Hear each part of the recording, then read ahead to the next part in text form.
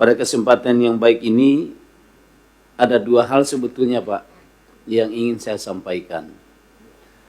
Yang pertama, persoalan kami di daerah sebetulnya, soal batas 30% itu, kalau menurut saya ya, dan saya dengar teman-teman di semua daerah, itu sudah masalah kedua Pak.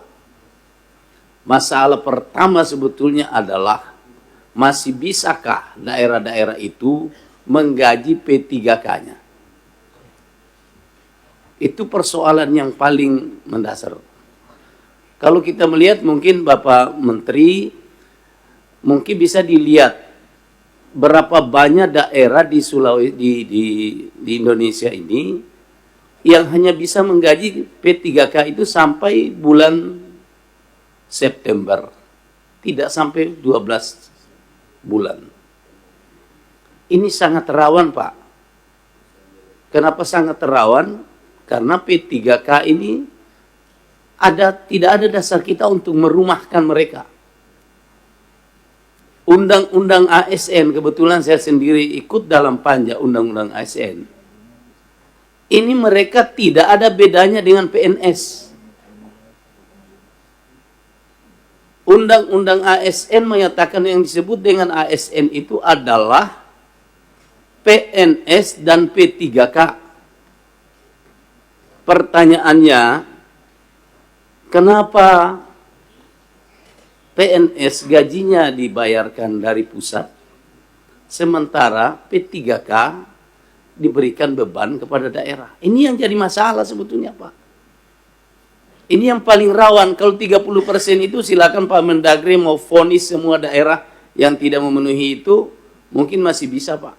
Tapi yang paling rawan adalah persoalan mampu tidak daerah nanti bisa membayar P3K ini kalau nanti 2027 masih terjadi efisiensi. Dan ini sangat rawan Pak.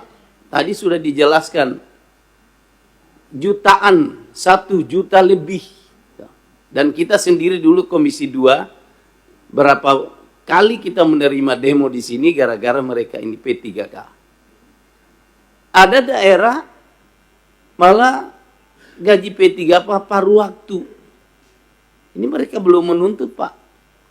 Gaji mereka kalau mau disetarakan dengan UMR, UMP, UMK, bisa dicek di semua daerah, tidak ada yang sama.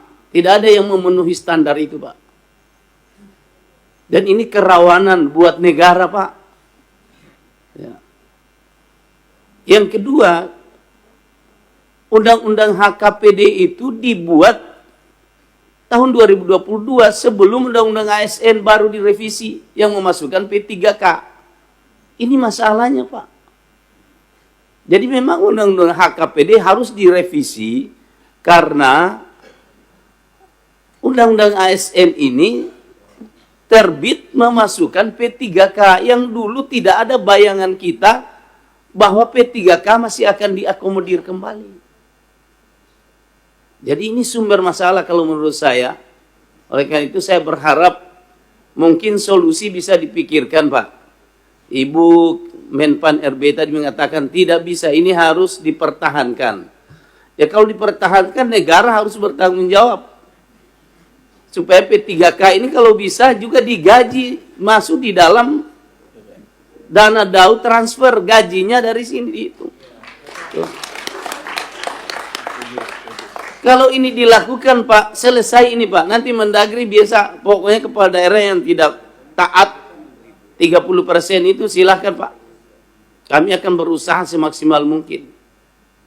HKPD lu 30% oke sebelum P3K masuk. Tapi begitu P3K masuk, mana ada Pak?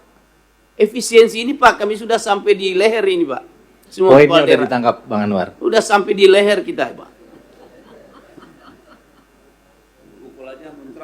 Ya, iya sudah, karena sudah sampai di leher Pak efisiensi kita di semua daerah ini. Nggak ada lagi siapa yang berani macam-macam. Nggak ada lagi yang berani bicara Pak. Dan kami semua kepala daerah taat tegak lurus kepada Presiden Prabowo. Cuma persoalannya Pak, kalau bisa P3K ini digaji dari dana APBN. Poinnya Saya sudah kira itu ditangkap. saja Pak. Terima kasih. Makasih. Assalamualaikum warahmatullahi wabarakatuh. Wahana TV, teropong konsumen.